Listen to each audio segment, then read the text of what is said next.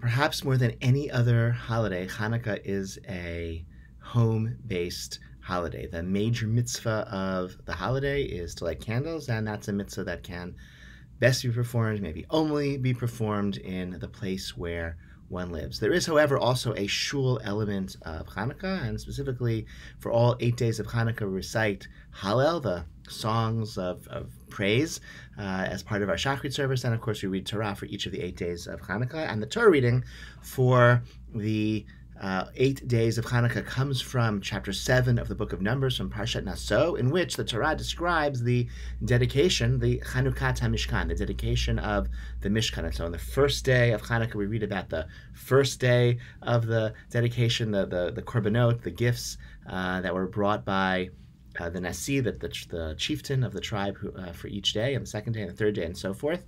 And on the 8th day, we read about the 8th day of the dedication of the Mishkan, and then we finish to the rest of the tribes.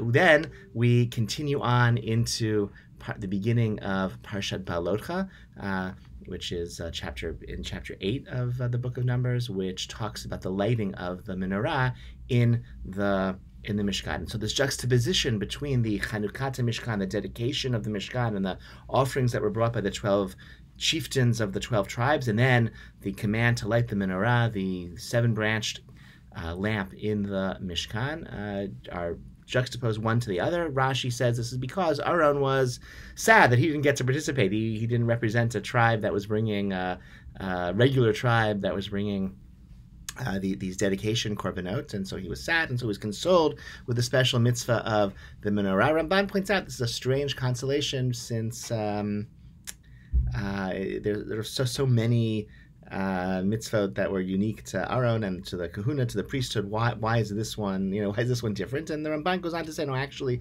the consolation offered to Aaron is the consolation of the holiday of Hanukkah, which was that the rededication of the Beit HaMikdash in the time of the Hashmonaim was undertaken through a family of Kohanim. And so the Kohanim were not part of the initial dedication of the Mishkan in the desert. They didn't take part in those ceremonies. They didn't offer gifts like the chieftains of the Nesi'im of the other tribes, but they did, through their hands, this miraculous rededication of the Beis HaMikdash took place.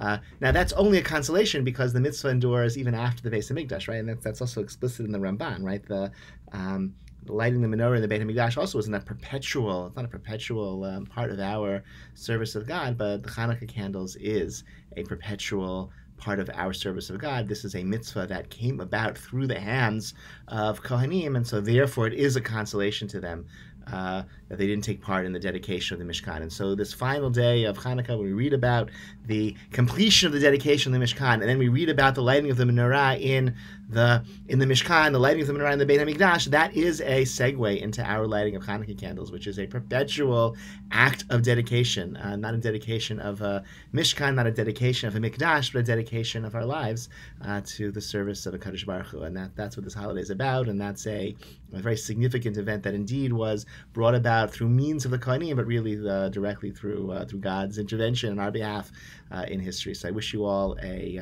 final day of Hanukkah that's joyful and inspired, and the source sheet has the Ramban, which every learned Jew, or a Jew who aspires to being learned, can't celebrate Hanukkah without reading this Ramban. Okay, so if you haven't done so, now you can do so. All right, wonderful. Take care, everyone. Hope to see you soon.